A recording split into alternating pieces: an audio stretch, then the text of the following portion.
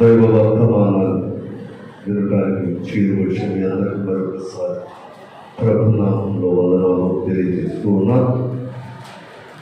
వారి యొక్క శిలువ ధ్యానాల్లో మనం అనేకమైన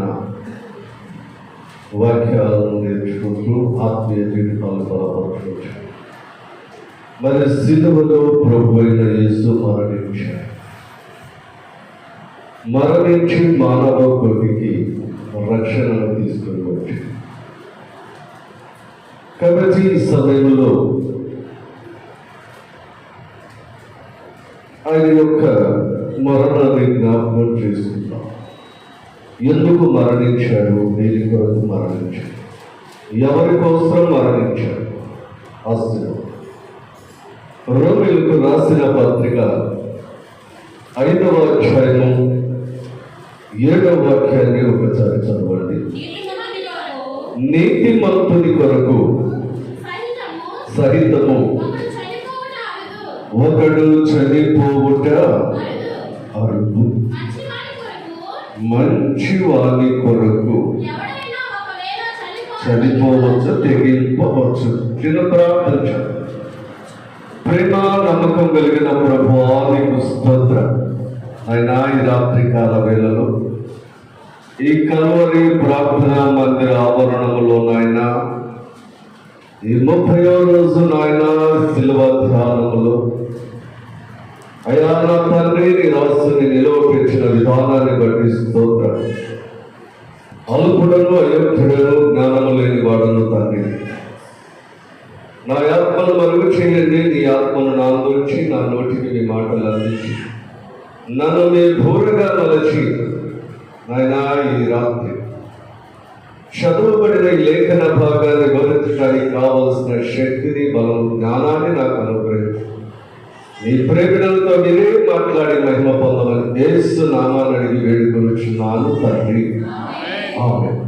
దేవుని బిడ్డలారా, భక్త పౌలు గారు అంటాడు, ఎవరి కొరకు అంటే నీతిమంతుని కొరకు సైతము ఒకడు చనిపోవుట అరుదు. అరుదకు చాలా తక్కువ. మరి యేసు ప్రభు వారు ఎవరి కొరకు చనిపోయారో ఈ రాత్రి 2-3 అంశాలు మనం ధ్యానం చేయాలి. నీతిమంతుల కొరకు కూడా ఎవరు చనిపోరు. చనిపోతారంటే కేవలం ఏదైనా డబ్బు సహాయం చేస్తారు, మాట సహాయం చేస్తారు, కానీ ఎవరు చనిపోరు. మంచి వారి కొరకు ఎవరు చనిపోరు. మరి యేసయ్య ఎవరి కొరకు చనిపోయాడో లేఖనాల్లో నుంచి ఈ రాత్రి మనం ధ్యానం చేద్దాం. చూడండి,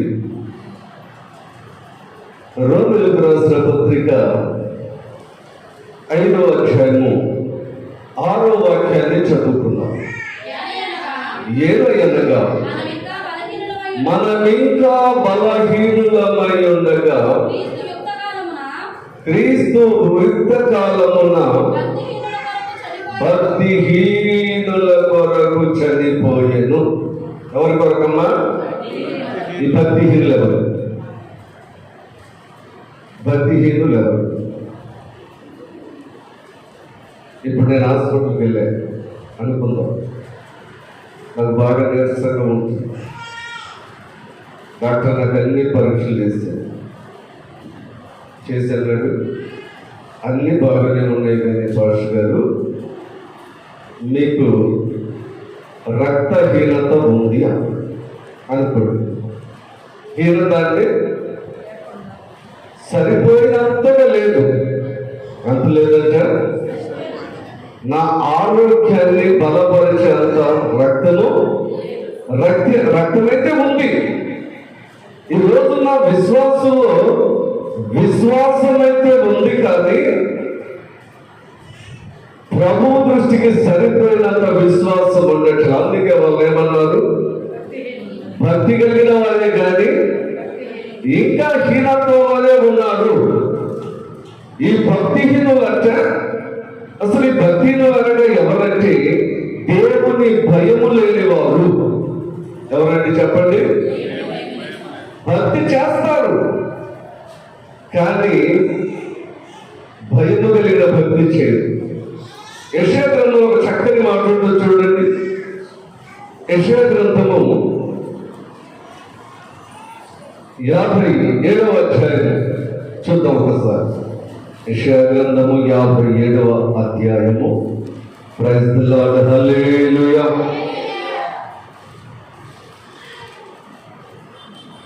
20వ వాక్యం. భక్తిహీనులు కదులుచున్న సముద్రము వంటి వారు, వారు నిమ్మలింపనేరరు. కాని జలములు బురదను మైలను ఏం చేస్తున్నాయట? పైకి వేస్తుంది. వచ్చి ఎవరిలో మీరు ఎప్పుడు కదిలించబడుతూనే ఉంటారు, స్థిరంగా ఉండరు. ఇటు భక్తిలో స్థిరంగా ఉండరు, లోకంలో స్థిరంగా ఉండరు. మన పెద్దలు వచ్చారు 7 గంటలకు ఆ గడువు పడుతూ వచ్చారు. పరిస్థితులను బట్టి అక్కడ మారిపోతూనే ఉంటారు. కానీ ఈ భక్తి జీవితాన్ని కరెక్ట్ గా జరిగించలేరు, యథార్థంగా జరిగించలేరు. అందుకని ఇక్కడ ఏమంటున్నాడు, ఈ భక్తిహీనులు ఎవరయ్యా అంటే వారి క్రియల ద్వారా లోపల ఉన్నదే మలినం, లోకం, పాపం కనబరుస్తా ఉంటారు వాళ్ళు. అందుకే ఆ శాస్త్రుల పరిచయాలు ప్రభు అయిన యేసుక్రీస్తు వారు ఏమన్నాడండి, మీరు సున్నము కొట్టినా, అవునా కదా, పైకి చాలా బాగుంటున్నాం, చక్కని వస్త్రాలు వేసుకుంటున్నాం, చాలా అందంగా కనబడుతున్నాం, కానీ హృదయంలో ఏముంది? ఇంకా లోకం ఉంది, పాపం ఉంది. కాబట్టి ఇక్కడ వచ్చినాడు, వారు నిమ్మల ఉండరు. వారి క్రియల ద్వారా ఏమొస్తుందంట, లోపల ఉన్న బురదంతా బయటకు వస్తుందంట. అందుకనే ప్రభు అయిన యేసుక్రీస్తు వారు ఈ భక్తిహీనుల కొరకు చనిపోయారు. అందుకే దావీదు గారు ఒక మాట ఇచ్చాడండి. కీర్తనల గ్రంథము 18వ అధ్యాయము 4వ వాక్యాన్ని చదవండి. మరణ పాశములు నన్ను చుట్టుకొనగను, భక్తిహీనులు వరద పొర్ల వలె నా మీద పడి ఉన్నారు.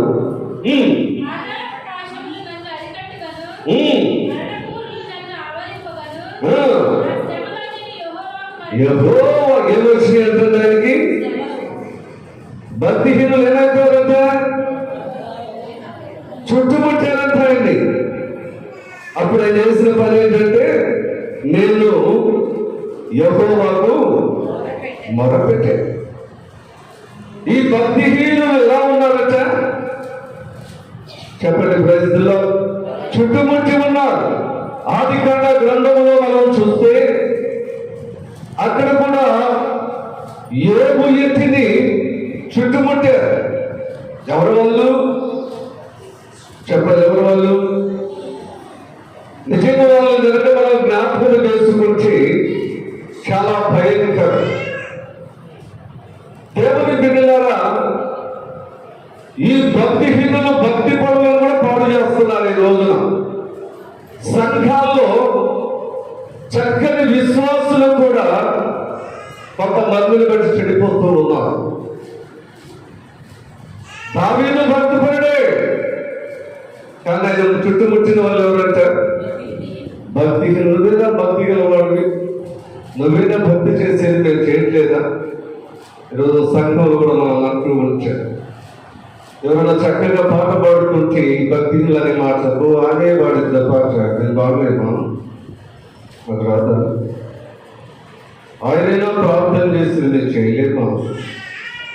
కాబట్టి దేవుని బిడ్డలారా, మనము గమనించినట్లయితే ఈ భక్తిహీనుల కొరకు యేసయ్య చనిపోయాడు. చూడండి, రోమీయులకు రాసిన పత్రిక 1వ అధ్యాయం 18వ వచనం.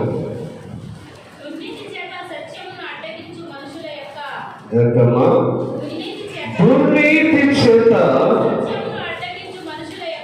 సత్యమును అనుసరించు మనుషుల యొక్క సమస్త భక్తిహీనత మీదను రెండింటిన దేవుని కోపము పరలోకము నుండి ఎందుకనగా దేవుని గురించి తెలియశక్యమైనదేదో అది వారి మధ్య విసితమై ఉన్నది.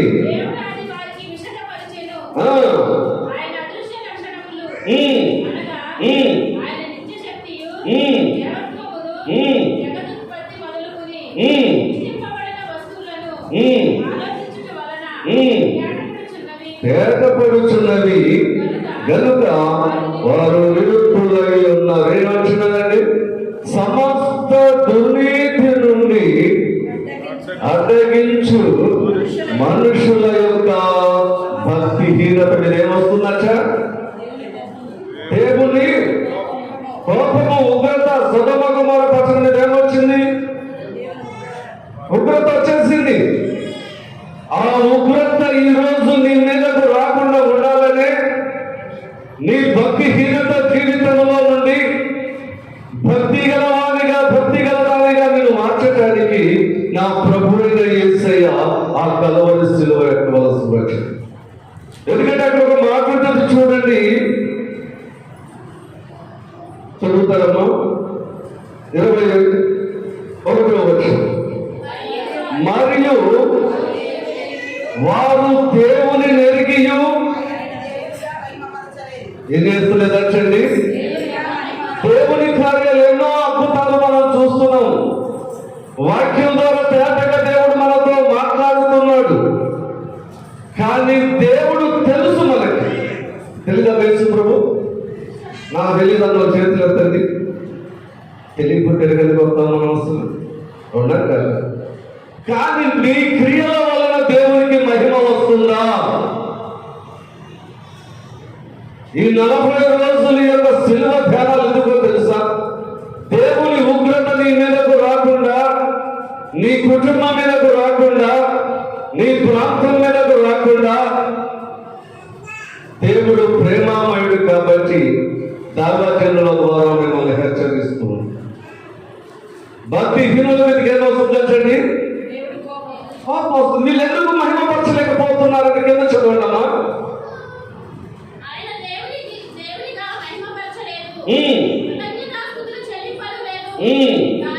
కానీ తమ వాదముల యందు వ్యర్థులైరి వారి అవివేక హృదయము అంధకారమయను జ్ఞానులమని చెప్పుకొనుచు. అది ఏమైపోయిందంటే ఈ హృదయము వాక్యం ఇస్తున్నాం, పాటలు పాడుతున్నాం, అన్నీ చేస్తున్నాం, కానీ హృదయం ఏమైపోయిందంట? చెప్పాలి, అంధకారం అయిపోయింది. అంటే హృదయం ఎలా ఉండాలి? వెలుగుతో నింపబడాలి, వాక్యంతో నింపబడాలి. కానీ మీరు జ్ఞానులను, మీరు తెలియగలవారు, మీరు చేస్తున్నది భక్తి అనుకుంటున్నారు, కానీ హృదయంలో ఏముందంట? మనం అప్పుడప్పుడు పాడుకుంటాం, ఆరిపోయిన నా వెలుగు దీపము వెలిగించును. వెలిగించడానికి వచ్చాడు నా యేసయ్య. నీ భక్తిహీనతలో నుండి నిన్ను సంపూర్ణమైన భక్తి గలవాడిగా, భక్తి గలదానిగా, దేవుని ఉగ్రతని మీదకు రాకుండా, ఆ నరకానికి నువ్వు వెళ్ళకుండా, నిత్య మోక్షానికి నువ్వు వెళ్ళటానికి ఆయన ఏం చేశాడట? ఆ సిలువ ఎక్కాడు. అందుకనే చూడండి, ఇకనైనా ఈ భక్తిహీనతను వదిలి ఆయన వైపు తిరగటానికి కృప కలిగిన దేవుడు నీకు మరి ఒక సమయాన్ని ఇస్తున్నాడు. దేవుడు కూడా యెషయా గ్రంథము 55వ అధ్యాయము 7వ వాక్యం బాగా వినండిమా. భక్తిహీనులు తమ మార్గమును విడవవలెను, దుష్టుని తలంపులు మీరు మానాలి. యెహోవా వైపు తిరిగిన ఎడల వారి యందు జాలిపడును. మన దేవుని వైపు తిరిగిన ఎడల బహుగా క్షమిస్తాడు. హల్లెలూయా చెప్తామా? గట్టి చెప్తామా? చేతులెత్తి చెప్తామా? Praise the lord. దేవుని బిడ్డలారా, ఏమంటున్నాడు? భక్తిహీన క్రియలను మననే. ఎన్ని ఇష్టంలో వెళ్ళిపోవాలా? నువ్వు మారాలంటే, నీ క్రియలు మారాలంటే ఒకసారి ఆలోచించి దేవుని వైపు మళ్ళీపో. ఎంతకాలం వైపు చూపిస్తూ వచ్చా, ఎంతకాలం వాక్యాన్ని నిరంతరం చేస్తూ వచ్చా. నీ భక్తిహీనతను బట్టే కదా నా యేసయ్య కలువరి సిలువ ఎక్కింది. నీ అవివేకతనాన్ని బట్టే కదా ఇంకా జ్ఞానము లేకుండా ఎలా ఉంటున్నామంటే మనము భక్తిహీనులుగా మనం ఉండకూడదండి. బుద్ధిహీనులుగా మనం ఉండకూడదండి. ఎలా ఉండాలంటే యేసయ్య దుఃఖపెట్టే వారంగా ఉండకూడదు. ఇకనైనా నువ్వు ఆయన వైపు మళ్ళితే ఆయన నిన్ను క్షమించి తన కుమారుడుగా కుమార్తెగా నిన్ను స్వీకరిస్తాడు. మరి రెండవది చూద్దాం, ఇంకెవరి కొరకు చనిపోయాడు? Praise the lord. హల్లెలూయా. రోమీయులకు రాసిన పత్రిక 5వ అధ్యాయము 8వ వాక్యాన్ని కూడా చదువు. అమ్మా, వెల్లడిపరుచుచున్నాడు. ఎట్లనగా ఇంకా పాపులమై ఉండగానే. ఎవరి కొరకంటమ్మా? పాపుల కొరకు. మొదట ఎవరి కొరకు చనిపోయాడని తెలుసుకున్నాం? భక్తిహీనుల కొరకు. రెండు ఎవరి కొరకు చనిపోయాడు? పాపుల చివరి. అసలు పాపం అంటే చెప్పండి. వాక్యాన్ని నమ్మకపోవటమే పాపం, వాక్య క్రమంలో జీవించకపోవటమే పాపం, తెలుసా?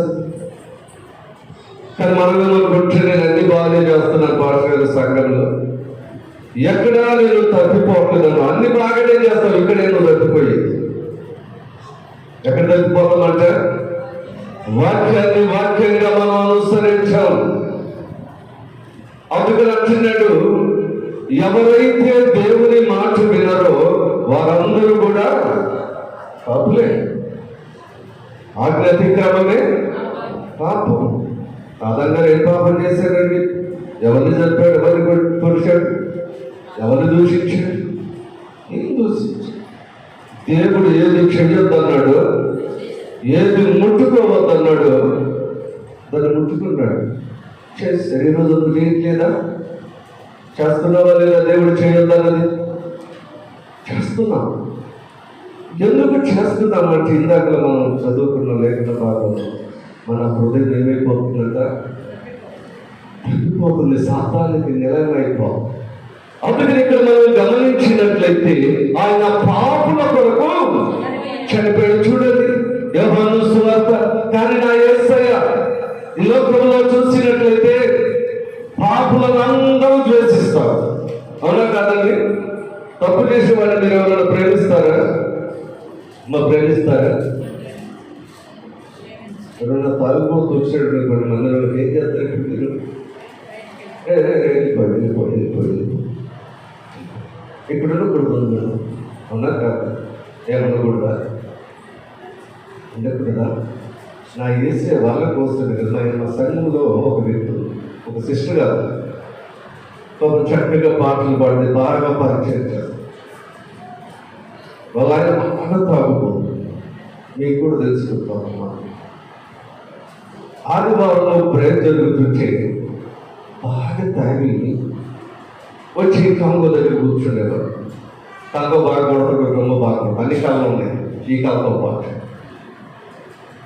ఈ ప్రేమ అయిపోయిన తర్వాత అమ్మ ఎవరు వస్తున్నారనే వాళ్ళు అయ్యగారు ఆ బ్రదర్ని రాని బాగుంది తాగొచ్చి కాంగో కొడుతున్నాడు. లేదయ్యా, దేవుడికి కావాల్సింది వాళ్ళే. మంచివాడు కాదు, మంచివాడు వస్తున్నారండి. ఆరోగ్యం ఉండే వైద్యుడు అవసరమా? ఆ సహోదరుడు నాతో చెప్పి బాధపడదు. అయ్యగారు అందరూ వ్యక్తం చేస్తున్నారు నా బాధ. నన్ను ఏర్పాటు చేస్తున్నాడు, నా భర్త నానివాడు వద్దాం అలా అనుకో. ఈరోజు ఇక్కడ అడుగు పెడుతున్నాడంటే దేవుడు ఆ బిడ్డను మార్చబోతున్నాడు. హల్లెలూయా అని చెప్పి మేము ఆ బిడ్డ కొరకు 3 నెలలు ప్రేయర్ చేసి ఈరోజు తాగుడు మానేసి చక్కగా దేవుని పరిచారకులు పరిచయం చేస్తున్నారు సంఘంలో. హల్లెలూయా. అంటే ఇది ఎవరికి స్నేహితుడు? మంచి వాళ్ళకి స్నేహితుడు కాదు నా యేసయ్య. పాపులను పిలవవచ్చిన వాడు, పాపుల స్నేహితుడు నువ్వు నేను ఆరాధిస్తున్నాడు. ప్రజల్లో ఎవరు కావాలి ఆయనకి? పాపములు నశించి కృషించి పోతున్న వాళ్ళు కావాలి ఆయనకి. అందుకే దావీదు గారు అంటాడు, దొంగ ఊపిలో నుండి లేపి నా పాపములు బండ మీద స్థిరపరిచావు. పాపమనే ఊపిలో కూరుకుపోతున్న నీ కొరకు నా యేసయ్య చనిపోయాడు, నిన్ను పిలవటానికి, నీతో స్నేహం చేయటానికి. యోహాను సువార్త 15వ అధ్యాయం 13వ వాక్యాన్ని ఒకసారి చదువుకుందాం. తన స్నేహితుల కొరకు తన ప్రాణము పెట్టువాడి కంటే నిజమైన ప్రేమ గలవాడు ఎవడూ లేదు. నేను మీకు ఆజ్ఞాపించిన వారిని చేసిన ఎడల మీరు నా స్నేహితులయ్యుందురు. కనుక మిమ్ములను దాసులని పిలువక హల్లెలూయా ఏమని పిలుస్తున్నాడండి? మనం పిలుస్తామా? అప్పేకంటాడు, ఇవాడు నా స్నేహితుడండి. చెప్తామా? చెప్తామమ్మా. ఆ తగదలాడుతుంది, అవి మా స్నేహితురాలు చెప్తామా? అమ్మా ఎవరికైనా తెలిసి ఏమన్నా నాకు తెలియదు అమ్మ వెళ్ళిపోవాలి. అవునా కదా? కానీ నా యేసయ్య మార్చినాడు. నేను వచ్చిందే మిమ్మల్ని పిలవటానికి, రండి, మిమ్మల్ని మనుషులుగా తయారు చేస్తా. ఏ సంఘము ఏ సమాజం అయితే చీయని నిన్ను చీదరించుకుంటుందో అదే సమాజము ఎదుట నా స్నేహితుడిగా నిన్ను నిలబెడతాను. Praise the lord. నేను మిమ్మల్ని దాసుడు అన్నాను. ఎంతకాలము దేనికి దాసుడు అయ్యావో, ఏ వ్యసనము నిన్ను ప్రగతిస్తుందో, ఏ వ్యసనానికి నువ్వు దాసుడు అయ్యావో అవన్నీ పక్కన పెట్టి నేను అలా పిలవను, అందరూ పిలవచ్చు. ఈ లోకంలో మర్చిపో. ఎలా పిలుస్తాడంటండి? హల్లెలూయా చెప్తావా? ఎలా పిలుస్తాడంటే పాపులను పిలువవచ్చాడు, పాపులతో స్నేహము చేసి వారి పరిశుద్ధులుగా మార్చడానికి నా ప్రభువైన యేసు ఈ భూలోకానికి వచ్చాడండి. వారి కొరకు చనిపోయాడు. Praise the Lord. రెండోది ఎవరి కొరకు చనిపోయాడట? పాపుల కొరకు. ఇంకొక మాటను చూడండి. అంటే అక్కడ కీర్తనల గ్రంథం 32వ అధ్యాయము 5వ వాక్యాన్ని తీసి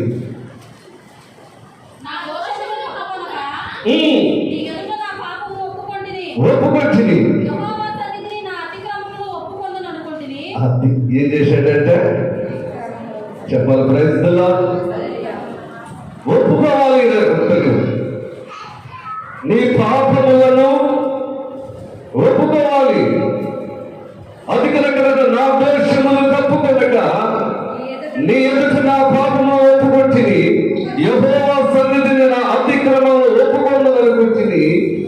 నీవు నా దోషములను పరిహరించి ఉన్నావు. హల్లెలూయా. నువ్వు ఒప్పుకొని రాత్రి. అది ఎంత ఘోర పాపమైన ఆ యేసు ఏం చేస్తాడట? ఏం చేస్తాడన్నాడు?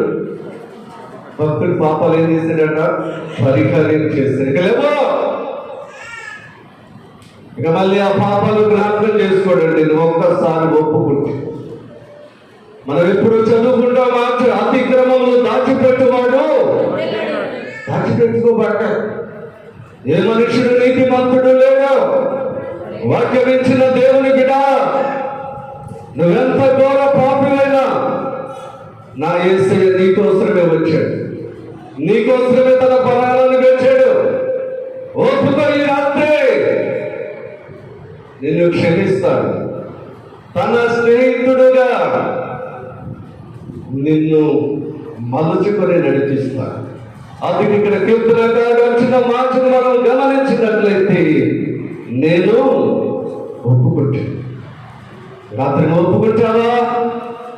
ఒప్పుకుంటే ఆయన కనికరము కలిగిన దేవుడు.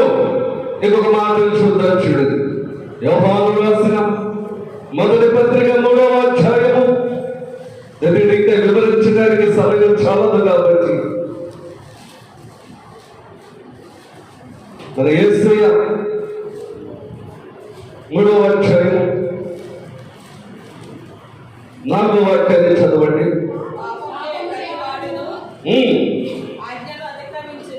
పాపము చేయు ప్రతి వాడును ఆజ్ఞను అతిక్రమించును, ఆజ్ఞాతిక్రమమే పాపం. ఏంటంటే అదే పాపం. మరి ఇంకా దేవుని ఆజ్ఞకు లోబడకుండా, దేవుని మాటకు లోబడకుండా జీవిస్తే నువ్వు ఇంకా పాపములోనే ఉన్నట్టు. చూడండి, ఆ మాటను మనం ఇంకొకసారి గమనించినట్లయితే మొదటి తిమోతికి రాసిన పత్రిక. ఈరోజు పాపం లేని వాడు ఎవరు లేదు. పౌరులు చక్కగా చెప్తాడు అక్కడ. చదివిన మాటలు మొదటి తిమోతి 1వ అధ్యాయం 15వ వచనం. పాపులను రక్షించుటకు వచ్చినది వాక్యము నమ్మదగినది, యోగ్యమైనది. నేను ప్రధానుడను నిత్య జీవము నిమిత్తము. అది ఎలా ఉన్నాడు అంటైనా ఈరోజు నువ్వు ఎలా ఉన్నావు? అన్నట్లు నేను పాపములో అందరూ ఒక వరుసలో నిలబడి మొదట కనబడి నేనే పాపిగా. ఈ లోకంలో నాకన్నా పాపాత్ముడు లేడు. ఈరోజు పాపం గురించి పాస్టర్ గారు గట్టిగా వాక్యం చెప్తే మళ్ళీ 2వ వారం రాజు చేస్తున్నారు. నువ్వు తప్పు చేస్తున్నావని మాట్లాడు వస్తారా? ఎందుకని ఆయన అంటున్నాడు, నేనే పాపిని. నన్ను ఎందుకు కనికరించాడో తెలుసా? దేవుని బిడ్డలారా, ఇంతమంది రాత్రి ఇక్కడ ఉన్నారే, వీళ్ళందరి దేవుడు ఎందుకు కనికరించి తన బిడ్డలుగా మార్చుకున్నాడో తెలుసా? నమ్మబోయే వారికి మీరు మాదిరిగా కనబడాలి. క్రైస్తవా, నిత్య జీవం పొందే వారికి మీరు ఎలా ఉండాలచ్చా? నిన్ను చూసి నలుగురు రావాలి మందిరానికి. నేను ఇంట్లో వాళ్ళు వస్తున్నారు, నిన్ను చూసి వస్తున్నారమ్మా. ఎందుకు రాడు? మాదిరి లేదు, ఇంట్లో మాదిరి లేదు. పౌరులంటే నేను మాదిరిగా ఉన్నాను సంఘానికి, నేను మాదిరిగా ఉన్నాను కుటుంబానికి. నువ్వున్నావా? ఎందుకు మాదిరిగా నేను చెప్తున్నా? దాంట్లో ఎక్కడో తప్పిపోతున్నావు. నువ్వు తప్పిపోతున్నావు కాబట్టి మా ఇంటి దగ్గర ఒక సహోదరు ఆ ప్రార్థన కాదు.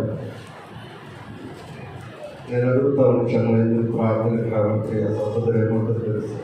చాలా మంది అలాంటివి చూస్తారు కానీ యథార్థ భక్తితో జీవించుకోవాలి. ఎందుకు లేండి భాష గారు, వాళ్ళకి నాకు ప్రార్థనకి వెళ్ళే వాళ్ళకి నాకు తేడా ఏం లేదు. ఏంటన్నా అంతే, వాళ్ళకి నాకున్న తేడా ఏంటంటే వాళ్ళు ఆదివారం బైబిల్ పట్టుకొని వెళ్తారు, నేను పట్టుకున్నాను అంతే. మళ్ళీ సోమవారం నుంచి నెల వచ్చాను, వాళ్ళలాగే వచ్చాను. లేరంటారా వాటి సంఘాల్లో? లేరంటారా? చెప్పండి. మాదిరి జీవితం కావాలి. ఆయన నీ కొరకు ప్రాణం పెట్టాడే, నీ పాపాలు క్షమించాడే, నీకు నిత్య జీవాన్ని ఇస్తున్నాడే. నువ్వేం చేయాలి? భావము కలిగి నీ కుటుంబం కొరకు ప్రార్థన చేయాలి, నీ బిడ్డల కొరకు ప్రార్థన చేయాలి, నీ సంఘం కొరకు ప్రార్థన చేయాలి, నీ సేవకుని కొరకు ప్రార్థన చేయాలి, నీ సంఘ పెద్దల కొరకు ప్రార్థన చేయాలి. నీ ప్రార్థన కొరకు చేస్తున్నామా? నేను చక్కగా తిరిగి నిద్రపోతున్నాను. ఒకవేళ ప్రార్థన చేసుకోవాలి సాయంకాలం నైట్ అనుకుంటే కడుపు నిండా తిని మనసు దగ్గర పోయి యేసయ్యా నీకు స్తోత్రం, నాకు ఆత్మని నిద్రపోవాలి. ఇది ప్రార్థన. ఇదే మాదిరిగా ఉండొద్దా? ఉండాలా లేదా చెప్పండి. పౌలు గారు అంటున్నాడు, నిత్య జీవం పొందవారికి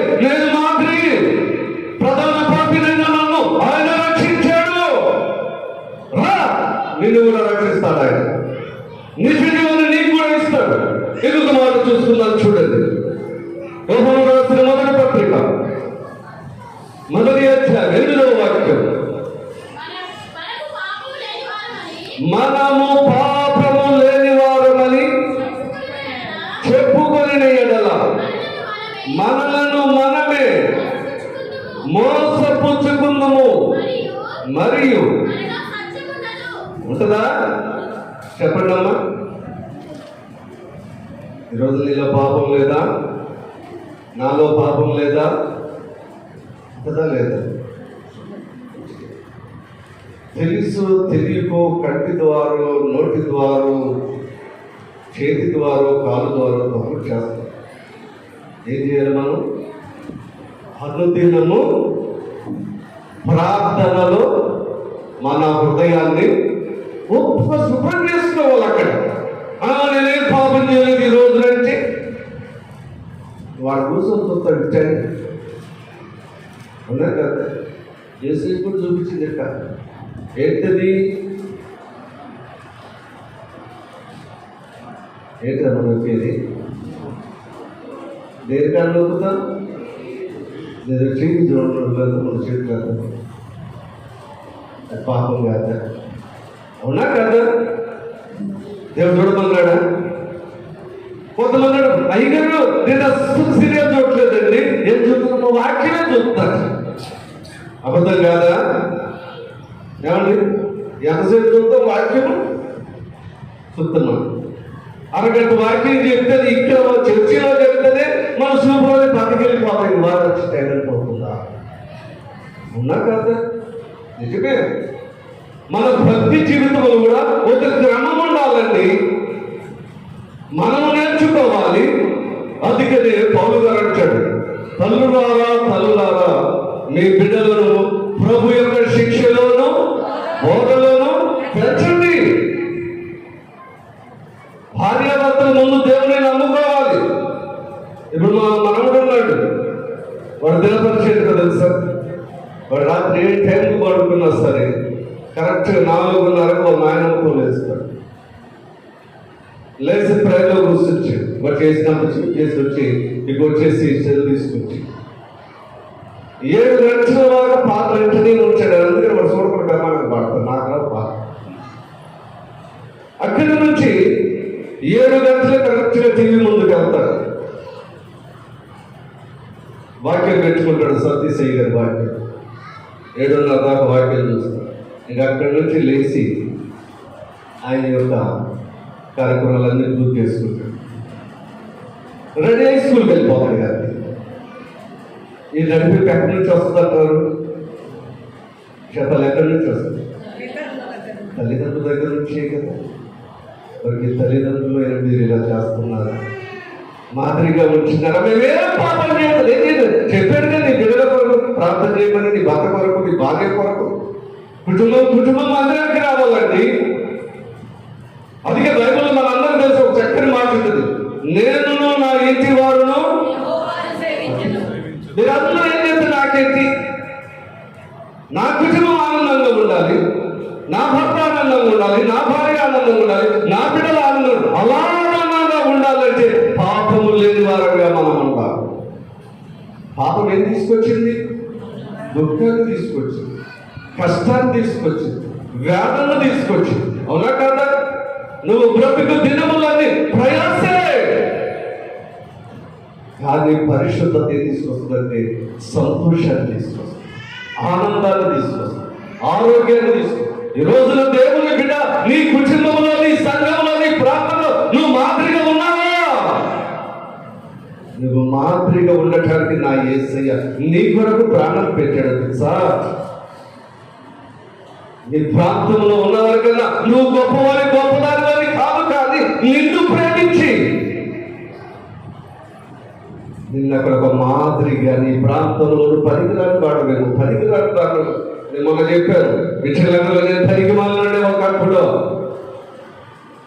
ఎక్కడైతే నేను తృణీకరించబడ్డాను అక్కడ నేను గొప్పవాడినా. చదువున్న నా సంతకం నాకు సరిగ్గా రాదు, కానీ ప్రభు కృపలో లేఖనాలు నేను చదవగలుగుతున్నాను. నా భార్య యొక్క ప్రార్థన, ఆమె నాకు భయం లేదు. కాబట్టి నేను భర్త గురించి కేర్ తీసుకుంటా, ఏ జాగ్రత్త తీసుకోవడానికి మాదిరిగా ఉంటాను. పాపం లేదని చెప్పుకుంటే అబద్ధికులు కాదా? దేవుడేం చెప్తున్నాడు? ఇప్పుడు ప్రార్థన రే మొదలే ఏడ భాష ఎంతో పడుతున్నారు. పర్లేదు టీవీ చూసి ఇంకేదో 9 గంటలు చెప్తుంది. ఇంకెప్పుడు ప్రార్థన చేస్తాం? ఇదేనా మాదిరి? చూడండి 9వ వచనం చదవండి. అక్కడ మన పాపములను మనము ఒప్పుకొని ఎడల అది కనుక పవిత్రులుగా చేశాడు. హల్లెలూయా. 2 చనిపోయాడండి ఆయన, నిన్ను పవిత్రపరచడానికి, ప్రైజ్ ది లార్డ్, పరిశుభ్రంగా చేయడానికి ఈ దుర్నీతి అంతా యేసు రక్తంలో కడిగివేసి నేను ఎలా చేశాడంటే ఇప్పుడు శుద్ధ సువర్ణ తెల్లగా చేశాడు. హల్లెలూయా. ఎందుకంటే నా ప్రభు పరిశుద్ధుడు కనుక నీవు పరిశుద్ధుడిగా ఉండాలి. అవునా కదా? ఎవరు చెప్పండి, ఎవరు? యేసయ్య స్నేహితుడికి, యేసయ్య స్నేహితురాలు. మరి ఆయన స్నేహితులు ఎలా ఉంటారు? ఆయన గుణగణాలు కలిగి ఉంటారు. అవునా కాదు? అధికట్టుడు ఆయన నమ్మదగిన వాడు కాబట్టి నువ్వు ఒప్పుకో, ఆయన నిన్ను పరిశుద్ధునిగా మార్చాడు.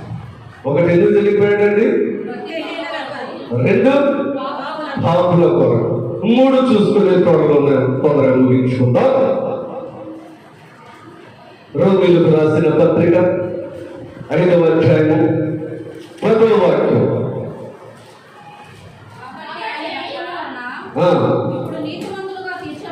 ఐదు పదము. శత్రువులమై ఉండగా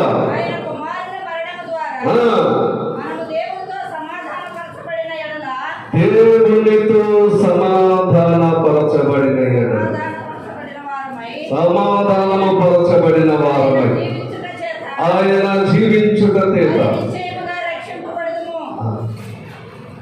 3 ఎందుకు చనిపోయాడట? అమ్మా చెప్పాలి. ఎవరికి శత్రువు? నువ్వు దేవుడికే శత్రువు. ఎందుకు శత్రువు అయ్యాడు మానవుడు? నేను మొన్న చెప్పాను కదా, దేవుని మాట వినక దేవునికి ఎదురు తిరిగి ఏది చేయొద్దన్నాడు అది చేస్తే ఎలాగొట్టేస్తాడు దేవుడు. ఇక వీళ్ళకి సమాధానం లేదు. ఆ సమాధాన స్థితిని ఇవ్వటానికే శత్రువులమైన మన నిమిత్తం ఏం చేశారంట? చూడండి 11వ వచనం కూడా చదవండి. అక్కడ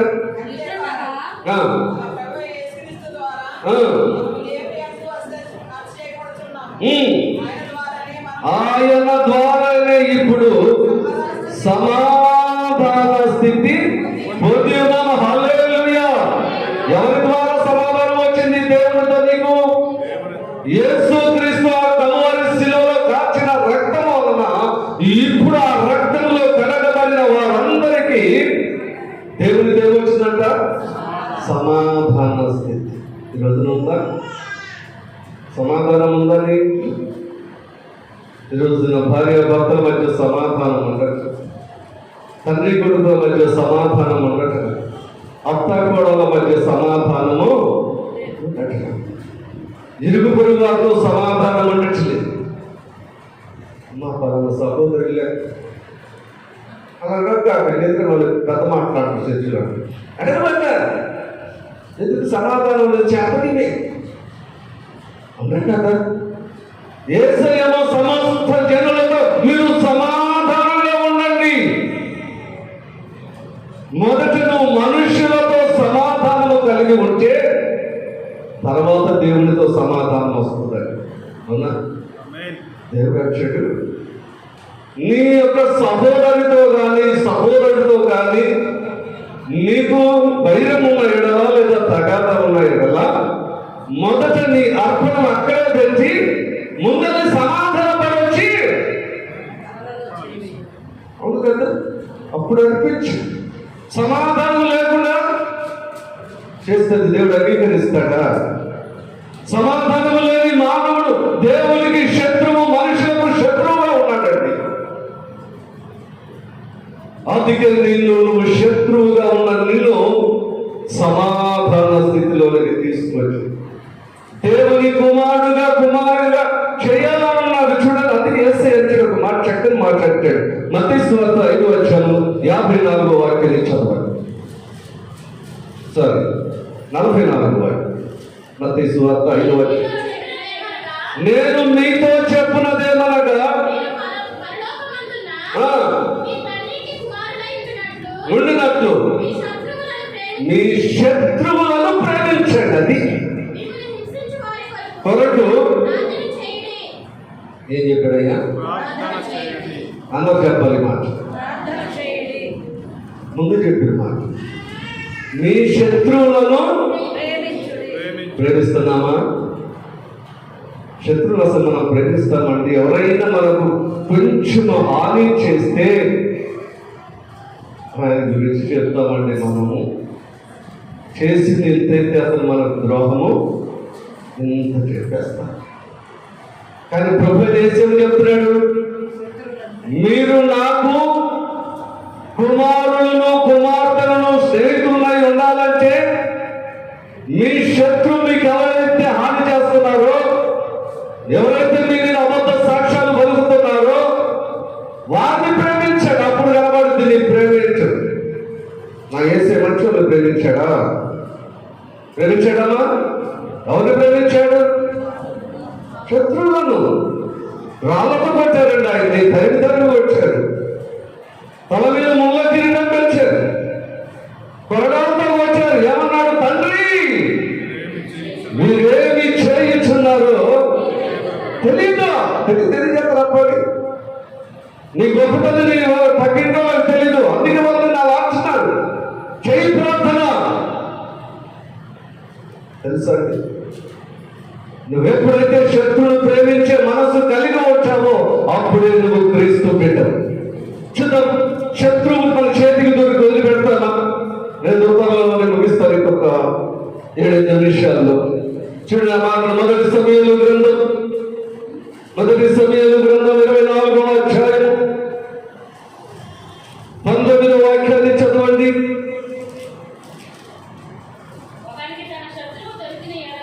తనకు ఒకరికి తన శత్రువు దొరికిన ఎడల ఎవరైనా పంపేస్తాడండి? పంపివేయినా ఈ దినమున నీవు నాకు చేసిన దానిని బట్టి యెహోవా నీకు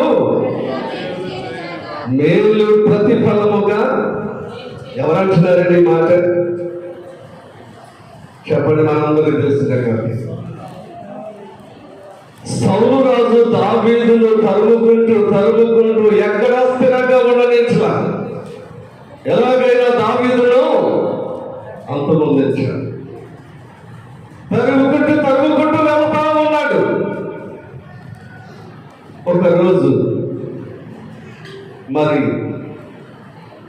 ఆ యొక్క కోట గృహంలోనికి వెళ్ళి సౌలు రాజు నిద్రపోతున్న ఆ గృహం అనే దావీదు కాదు, సమయం ఉంది.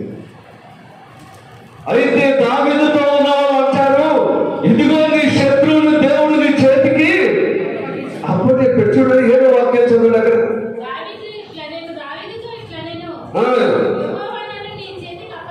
అక్కడ కాదమ్మా, 24:7. చెడులను అడ్డగించి సౌలు మీదకి పోనీయక ఆపెను. ఏం చేశాడు? వాళ్ళందరూ అంటారా, వచ్చాడు, దొరికాడు, నువ్వు లేకపోతే పక్కన నేనే చేస్తాం. ఏం చేస్తారంట? మనం కూడా వచ్చాం కదా, నువ్వు ఊరికే నేను చూసుకొచ్చాను, నువ్వు నిలబడ్డాడు అంతే. ఏది నువ్వు నేను చూసి దావీదు ఏం చేశాడు? వీళ్ళందరూ దేవుడు ఎలాగైనా నిద్రపోతున్నాడు, అలసిపోయి ఉన్నాడు. తిరిగి దావీదు వెళ్ళి ఆ ఒక వస్త్రపు చెడు కోసింది కూడా ఆయనకు తెలియదు.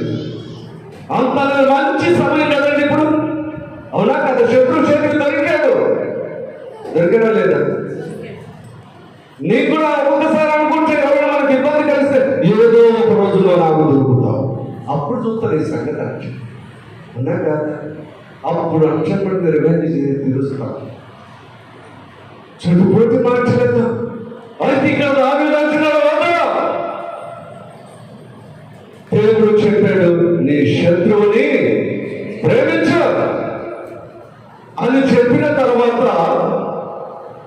ఇప్పుడు సౌలు రాజుకు జ్ఞానోదయమై పైకి 16వ వచనం చదవండి ఒకసారి.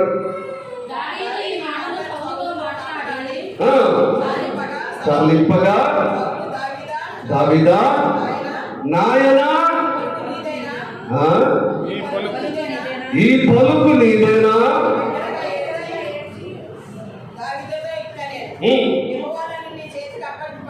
అప్పగింపగా విడిచినందుకు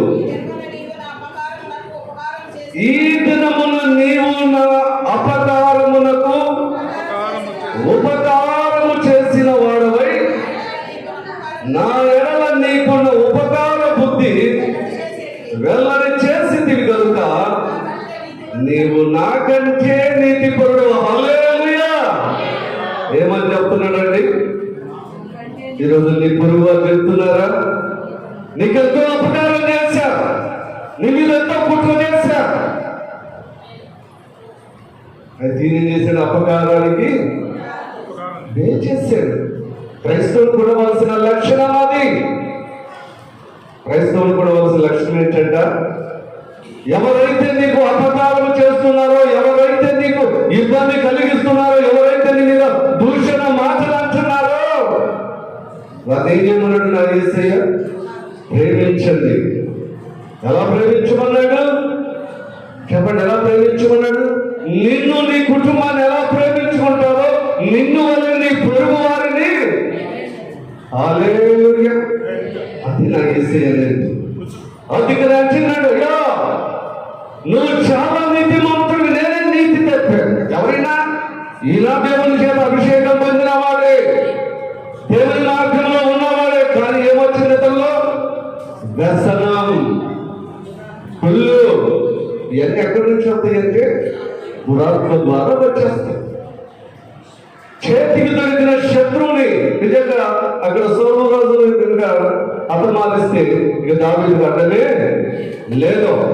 అందుకనే దేవుని మీదలారా, దేవుడు నీ చేతికి నన్ను అప్పచెప్పగా కూడా ఏం చేశాడంటే ఆయన ఉపకార బుద్ధి చూపించాడు. అందుకంటాడు, నువ్వు చేసింది కనుక నువ్వు నాకంటే నీతిమంతుడు. అది క్రైస్తవుకు ఉండవలసిన సాక్షి. అలా నిన్ను నాకు తయారు చేయడానికి నా యేసయ్య శత్రువులమైన మనల్ని ప్రేమించాడు కదా, అవునా కదా? అందుకే యేసయ్య చక్కని ఉపమానం చెప్పాడు బైబిల్ ధ్యానాల గురించి, అవును కదా? ఒకరిని క్షమించాడు, అతనికి 50 ధ్యానాలు ఇవ్వాల్సిన వాడిని తీసుకెళ్ళి అప్పుడు యేసు అంటాడు, ఆ యజమాని వచ్చి కాబట్టి శిక్ష వరకు అక్కడే పెట్టు.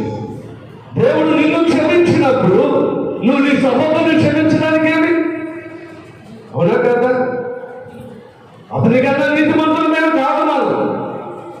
అందుకే ఇక్కడ అంటాడు, నాకు ఉపకారం చేశాను. నా యేసు చేసిందంటే దావీదు ఆ స్థానంలో యేసు ప్రభువుగా కనబడుతున్నాడు.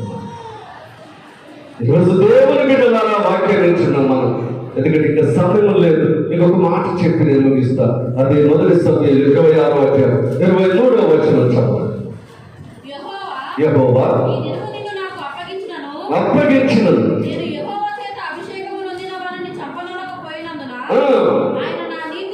నా నీతిని నా విశ్వాసతను చూసి నాకు ప్రతిఫలము దయచేయండి. ఏం చూస్తానంటాడు దేవుడు మనలో? అమ్మా, నీతిని విశ్వాసతను చూస్తాడు. చూసి ఏం చేస్తాడంట? ప్రతిఫలము దయచేస్తాడు. ఇప్పుడు యేసు ప్రభువు ఎవరి కోసం చనిపోయాడు చెప్పండి? మంచి వారి కోసం చనిపోయాడా? ఒకటి భక్తిహీనులను భక్తి పరులుగా మార్చటాడు. దేవుని ఉగ్రత నుండి ఆ నరకానికి వెళ్లకుండా మోక్షానికి ఈ భక్తిహీనులను నడిపించడానికి ఆ కల్వరి శిలువలో మరణించాడు. 2 పాపులమైన మనం పవిత్రులుగా చేయడం. పాపం మనం ఏం చెప్పామో చెప్పుకున్నాం. మనం అధికంగా ఇంతకాలం ఏమన్నా నువ్వు వాక్యంలో తప్పిపోతున్నావు, క్రమంలో తప్పిపోతున్నావు. అందుకే పౌలు గారు, నేను ప్రధాన పాపిని, అయినను నేను కనికరించబడ్డాను కాబట్టి నేను మాదిరిగా ఉన్నాను, నేను మాదిరిగా ఉండాలని దేవుడు. నువ్వు పాపులుగా ఉన్నప్పుడే ఎవరికైనా మనం నీతిమంతులము కాదు, మరి నీ కొరకు దేవుడు ప్రాణం పెంచాడు, నిన్ను క్షమించాడు. మరి నీవు ఎలా ఉండాలి? ఇప్పుడు నీ ప్రాంతంలో, నీ సంఘములో, నీ కుటుంబంలో మాదిరికరంగా క్రీస్తును చూపించాలి, క్రీస్తు ప్రేమను పంచాలి. మూడవదిగా శత్రువుని ప్రేమించాలి. ఏం చేయాలండి? నువ్వు శత్రువుగా ఉన్నప్పుడు నీ కొరకు ప్రాణం పెంచాడు. నిన్ను దేవుడు ఎంతగా ప్రేమించాడు, మరి నీ శత్రువును ఎందుకు ప్రేమించావు? నీ క్రీస్తు ప్రేమ నీలో ఉంటే, ఎప్పుడైతే క్రీస్తు ప్రేమ నీలో నీకు వస్తుందో అప్పుడు నువ్వేం చేస్తావట? ప్రేమిస్తావు. నీ అపకారం చేసిన వారికి ఉపకారాన్ని చేసి క్రీస్తు ప్రేమను అక్కడ కనపరిచి వారిని క్రీస్తు దగ్గరికి నడిపిస్తుంది. కాబట్టి దేవుని బిడ్డలారా, మరి రాత్రి మనం యేసు ఎందుకు చనిపోయాడో శిలువ మీద 3 అనుభవాలు నేర్చుకున్నాం.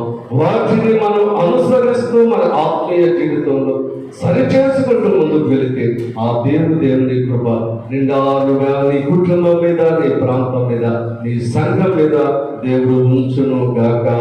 దేవుని మాటలు మన వెనుకడిలో దీవించును గాక.